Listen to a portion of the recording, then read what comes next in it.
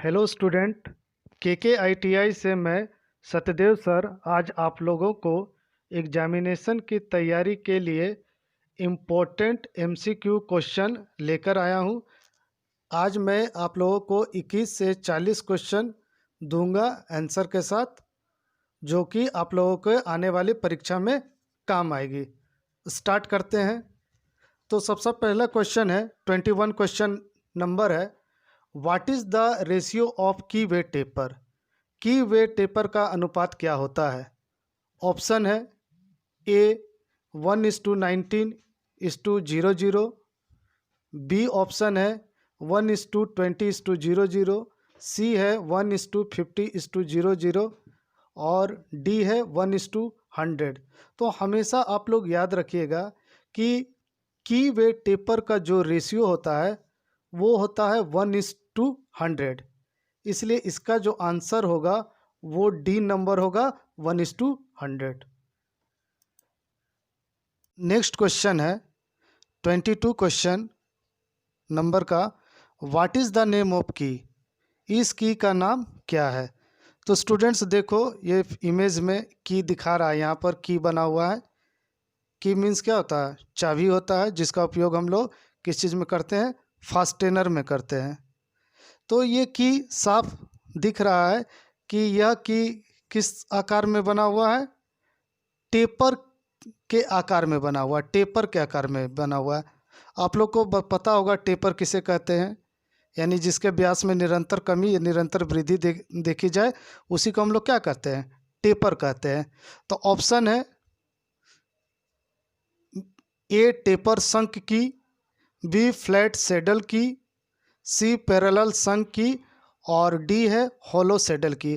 पहले ही बता दिए कि ये फिगर में ही क्या पता चल रहा है कि ये जो की है टेपर के आकार में बना हुआ है, इसलिए इसका आंसर हो जाएगा ए टेपर संक की।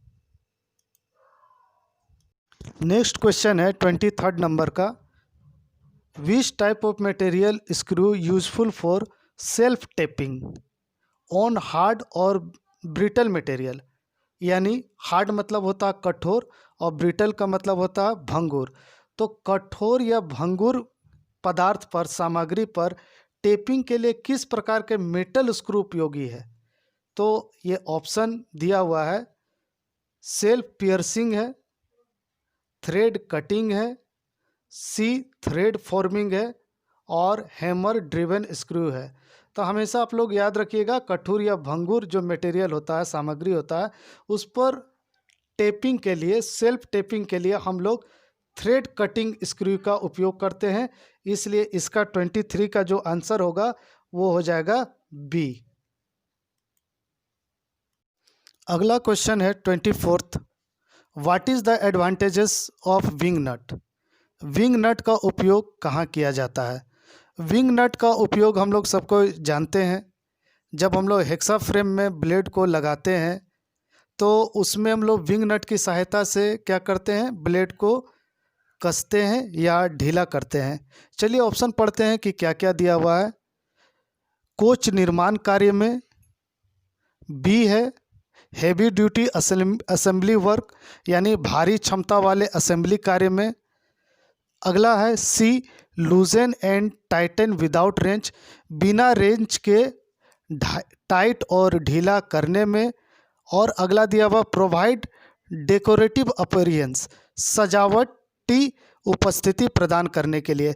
इसका आंसर आप लोग सभी कोई जानते होंगे कि विंगनट का जो उपयोग हम लोग करते हैं, अभी हम पहले बता रहे थे, जैसे हम लोग हेक्सा में विंगनट का उपयोग करते हैं ब्लेड को कसने में और ढीला करने में, तो हम लोग उसमें बिना रेंज की सहायता से हम लोग हाथ के दबाव से ही विंगनट को क्या करते हैं? कसते हैं और खोलते हैं। इसलिए इसका आंसर ये सी हो जाएगा, लूजन एंड टाइटन विदाउट रेंज। अगला है question 25, what is the name of gauge. इस गेज का नाम क्या है? फिगर में दिया हुआ है, आप लोग देखो, ये गेज के बारे में पूछ रहा है कि इस गेज का नाम क्या है। पहला ऑप्शन में है पिच गेज, तो ये पिच गेज तो है नहीं। पिच गेज के द्वारा हम लोग क्या करते हैं? दो थ्रेड का पिच के को मापते हैं, तो पिच गेज तो ये है नहीं। बी नंबर में है एंगल गेज, एंगल मापने वाला भी नहीं है। फीलर गेज, फीलर गेज भी नहीं है। और ये डी क्या है, रेडियस गेज। तो ये इमेज में जो है, ये जो गेज है इसमें है डिफरेंट रेडियस का ब्लेड ये लगा हुआ है। तो इसलिए जब डिफरेंट रेडियस का ये गेज लगा हुआ है तो इसीलिए इस गेज को हम लोग कहते हैं रेडियस गेज। इसलिए इसका जो आंसर होगा d, radius gauge. Next 26th question है, which gauge is use to check the accuracy of an external thread. यानी बाहरी चूड़ी की जांच करने के लिए, बाहरी चूड़ी की सटीकता की जांच करने के लिए किस गेज का उपयोग किया जाता है। ऑप्शन पढ़ते हैं। ए में है स्नैप गेज। स्नैप गेज का यूज़ तो हम लोग चूड़ी को जांच करने के लिए करते नहीं है। बी में है थ्रेड रिंग गेज। सी है थ्रेड प्लग गेज। और डी है सेंटर गेज। तो बाहरी चूड़ी की एक्यूरेसी को हम लोग जांचने के लिए थ्रेड रिंग गेज का उपयोग करते हैं। आप लोगों ने पढ़ा होगा थ्रेड रिंग गेज एक रिंग के जैसा बना हुआ रहता है जिसके बाहर में ग्रिप भी कटा रहता है। उसको क्या करते हैं, बाहरी चूड़ी यानी जिस बोल्ट पर अगर कोई चूड़ी कटी हुई है तो उस चूड़ी की सटीकता को जांचने के लिए हम लोग क्या करते हैं, उस रिंग गेज को उसके ऊपर में हम लोग क्या करते हैं, चढ़ाते हैं। यदि स्मूथली चढ़ जाती है तो हम लोग समझते हैं कि उसका जो चूड़ी है उसका एक्यूरेसी जो है क्या है, सही है। इसलिए बाहरी चूड़ी की सटीकता की जांच करने के लिए हम लोग जो उपयोग करते हैं उसको हम लोग कहते हैं थ्रेड रिंग गेज। इसलिए इसका जो आंसर होगा वो बी होगा, थ्रेड रिंग गेज। आगे बढ़ते हैं। 27th क्वेश्चन है, फिगर दिया हुआ है, what is the instrument used in measuring external diameter. यानी किस उपकरण का उपयोग हम लोग यूज़ करते हैं बाहरी व्यास को मापने में। ये जो इमेज जो दिया हुआ है, इस इमेज में बाहरी व्यास हम लोग माप रहे हैं, इस उपकरण का नाम हमको बताना है। पहला ऑप्शन है वर्नियर कैलिपर। वर्नियर कैलिपर तो हम लोग सबको देखे होंगे, आउटसाइड कैलिपर। दूसरा ऑप्शन है सी है पैरेलल लेग कैलिपर। लेकिन ये जो इमेज है वो है pair of special jaw by using slip gauge. यानी स्लिप गेज का उपयोग करके पेयर ऑफ स्पेशल जॉ की सहायता से यह बाहरी व्यास को मापा जा रहा है। इसलिए इसका जो आंसर होगा वो होगा D, pair of special jaw by using slip gauge. अगला क्वेश्चन है वो न्यूमेरिकल वाला क्वेश्चन है, find out of the height of slip gauge A. Slip gauge का हाइट निकालना है। तो ये न्यूमेरिकल है, इसमें हम लोग को देखना है कि ये राइट एंगल जैसा बना हुआ है, ये राइट एंगल ही है। तो साइन 25 डिग्री का वैल्यू दिया हुआ है 0.4226। तो साइन 25 डिग्री का वैल्यू दिया हुआ है 0.4226 और यह बनेगा भी साइन थीटा से ही। तो हम लोग पढ़ेंगे मैथ्स में साइन थीटा बराबर क्या होता है, P/H। तो यानी P जो है यहाँ पर जो परपेंडिकुलर है यही क्या है, इस गेज का, स्लिप गेज का क्या है, ये हाइट है। तो हम लोग जब साइन थीटा बराबर P/H लगाएंगे तो P तो हमें निकालना है और H यहाँ पर हाइपोटेनियस जो है वो दिया हुआ है। तो और साइन 25 डिग्री का वैल्यू 0.4226 है। तो H के साथ 0.4226 को गुना करेंगे तो जो आंसर आएगा वो 84.52 होगा। इसको तुम लोग को कैलकुलेशन करना होगा और इसलिए ये 28 का जो है आंसर क्या हो जाएगा, बी हो जाएगा, 84.52। अगला क्वेश्चन है 29 नंबर का, गेज से how many set of feeler gauge are available as per BIS। यानी BIS प्रणाली के हिसाब से जो है फीलर गेज के कितने सेट होते हैं। फीलर गेज का एक्चुअली में हम लोग जो है उपयोग करते हैं 2 पार्ट्स के बीच का जो गैप होता है उसे जांचने के लिए हम लोग फीलर गेज का उपयोग करते हैं।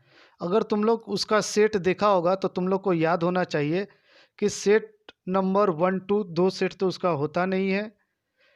बी है सेट 1 2 3 4। सी है सेट नंबर 1 2 3 4 5। और डी है सेट नंबर 1 2 3 4 5 6 है। तो इसका जो सेट होता है वो 1 2 3 4 होता है। इसलिए फीलर गेज के कितने सेट होते हैं तो उसका आंसर हम लोग देंगे बी, सेट नंबर 1 2 3 4। अगला क्वेश्चन है 30 नंबर का।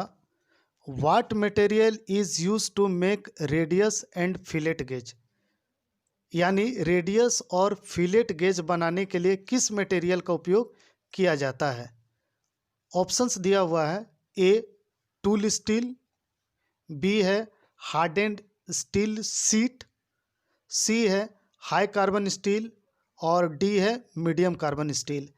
तो टूल स्टील का तो बनता नहीं है, हाई कार्बन स्टील का भी जो है रेडियस और या कोई गेज बनाने में उपयोग किया नहीं जाता है, मीडियम कार्बन स्टील का भी उपयोग किया नहीं जाता है। इसलिए हार्डेंड स्टील शीट का जो है रेडियस और फिलेट गेज बनाने में उपयोग किया जाता है। इसलिए ये जो 30 है, 30 का आंसर हो जाएगा hardened steel sheet, B. Radius और फिलेट गेज बनाने के लिए हम लोग हार्डेंड स्टील शीट का उपयोग करते हैं। इसलिए जो इसका आंसर होगा वो क्या होगा, बी होगा, बी, हार्डेंड स्टील शीट। अगला क्वेश्चन है, what is the part marked as X. Next जो क्वेश्चन दिया हुआ वो क्या है, what is the part marked as X. यह फिगर है, फिगर में ये एक्स भाग, ये एक्स भाग को बताना है कि यह एक्स भाग कौन सा है।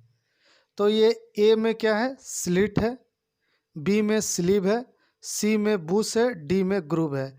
ग्रूव नहीं है, खांचा नहीं है, बुश भी नहीं है, स्लीव भी नहीं है। ये जो एक्स है वह क्या है, ये एक्स जो है आपका स्लिट दिखा रहा है, स्लिट। इसलिए आप लोग लैपिंग पढ़े होंगे तो उसमें आप लोग स्लिट पढ़े होंगे। तो ये जो एक्स दिखा रहा है वो क्या है, स्लिट है। इसलिए 31 का जो आंसर है वो क्या हो जाएगा, ए, स्लिट। अगला क्वेश्चन है 32 नंबर का, what is the purpose of slit provide in the lapping tool. पिछला क्वेश्चन 31 में आप लोग को बताए भी थे कि स्लिट का जो उपयोग जो होता है वो कहाँ होता है, लैपिंग टूल में होता है। तो यहाँ पूछ रहा है कि किस पर्पस से स्लिट को लैपिंग टूल में उपयोग किया जाता है। पहला ऑप्शन इसका दिया हुआ है फॉर क्लियरेंस। क्लियरेंस मीन्स होता क्या, गैप के लिए। तो गैप के लिए स्लिट का उपयोग नहीं किया जाता है। नेक्स्ट है फॉर एक्सपेंशन, विस्तार के लिए। सी है टू रिटेन अब्रेसिव, घर्षण बनाए रखने के लिए, क्योंकि लैपिंग भी क्या है, एक कटिंग टूल का ही काम करता है और हाईली फिनिश्ड करता है। सरफेस फिनिशिंग में लैपिंग टूल पढ़ना है, वो हाईली फिनिश्ड करता है। और कटिंग में अब्रेसिव का यूज किया जाता है। अब्रेसिव का मतलब होता है क्या, छोटे छोटे कण, जैसे सिलिकॉन कार्बाइड का हम लोग एब्रेसिव यूज़ करते हैं। तो एब्रेसिव बनाए रखने के लिए स्लिट का यूज करते हैं, उस ये भी नहीं होगा। एडजस्ट, स्लिप को एडजस्ट करने के लिए ये भी नहीं होगा। तो हम लोग जो स्लिट का जो उपयोग करते हैं वो लैपिंग टूल में, वो हम लोग विस्तार के लिए करते हैं। इसलिए जो 32 है इसका आंसर हो जाएगा 32 का बी, फॉर एक्सपेंशन। अगला क्वेश्चन जो दिया हुआ है, जो 33 नंबर का जो क्वेश्चन है, what is the name of operation. इस ऑपरेशन का नाम क्या है। तो यह ऑपरेशन देखो, ये मशीनिंग ऑपरेशन है। तो इस मशीनिंग ऑपरेशन में जो है, ये जो ऑपरेशन को कहते हैं, ये लैपिंग लार्ज डायमीटर, ये ऑपरेशन है, लैपिंग लार्ज डायमीटर। इसलिए इसका जो आंसर होगा वो डी नंबर होगा, लैपिंग लार्ज डायमीटर। अगला क्वेश्चन है 34 नंबर का, what type of abrasive are used in honing cast iron and non ferrous materials. Honing, cast iron and non ferrous materials.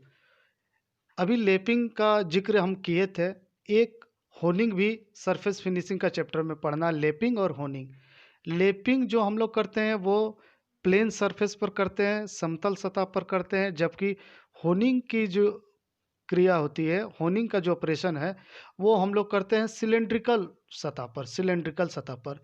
तो यहाँ पर क्वेश्चन पूछा जा रहा है आप लोगों से, what type of abrasive are used in honing cast iron. Cast iron में होनिंग करने के लिए, तो होनिंग एक्चुअली हम लोग करते हैं हाईली फिनिशिंग सरफेस प्राप्त करने के लिए, सिलेंड्रिकल सरफेस में। तो होनिंग जो हम लोग कास्ट आयरन के लिए, आप लोग को डायमंड का यूज़ हम लोग नहीं करते हैं, डायमंड का एब्रेसिव यूज़ नहीं करते हैं, बोरोन कार्बाइड भी यूज़ नहीं करते हैं, एल्युमिनियम ऑक्साइड भी यूज़ हम लोग नहीं करते हैं। इसलिए सिलिकॉन कार्बाइड अभी नहीं बताए थे, ये छूट।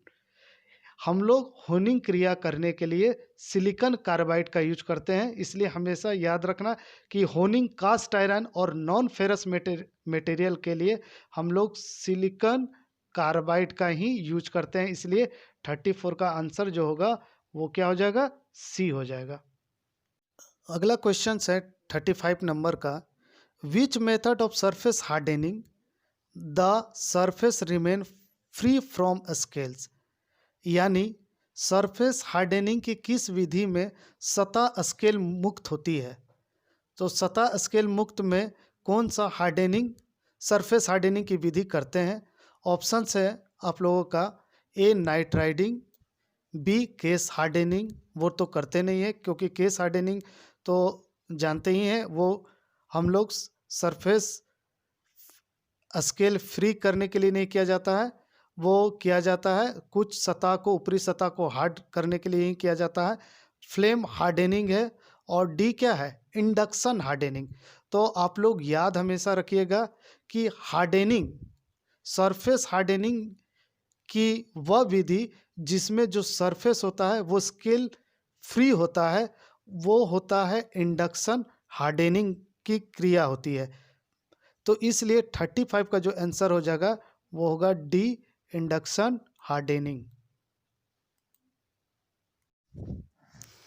नेक्स्ट क्वेश्चन है 36 number, what is the process if the steel is heated above critical temperature and soaking it for sufficient time and cooling it very slowly within furnace।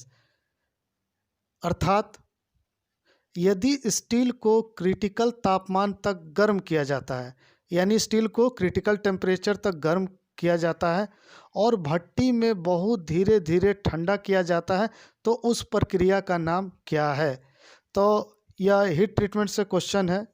तो एक चीज़ तुम लोग ये जान लो कि स्टील को अगर क्रिटिकल टेम्परेचर तक गर्म पहले करते हैं और भट्टी में अगर उसको धीरे धीरे ठंडा किया जाता है तो वो ना ही हार्डनिंग होता है, ना ही टेम्परिंग होता है और ना ही नॉर्मलाइजिंग होता है। तो स्टील को क्रिटिकल टेम्परेचर तक गर्म करके भट्टी में धीरे धीरे ठंडा करने की प्रक्रिया को हम लोग एनेलिंग कहते हैं। इसलिए इसका आंसर हो जाएगा ए। 36 का आंसर क्या होगा, ए, एनेलिंग।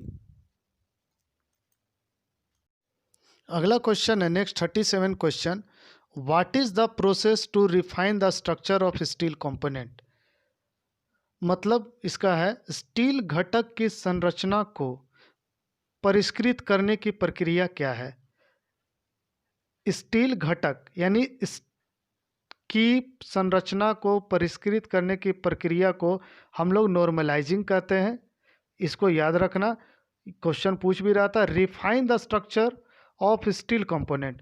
तो स्टील कंपोनेंट का जो स्ट्रक्चर जो होता है, रिफाइन स्ट्रक्चर जो होता है स्टील कंपोनेंट का, वो हम लोग को जो प्रक्रिया करते हैं उस प्रक्रिया को हम लोग कहते हैं नॉर्मलाइजिंग। इसीलिए 37 का जो आंसर हो जाएगा वो क्या हो जाएगा, डी। 38 क्वेश्चन है, which method of surface hardening is done in A heated salt bath.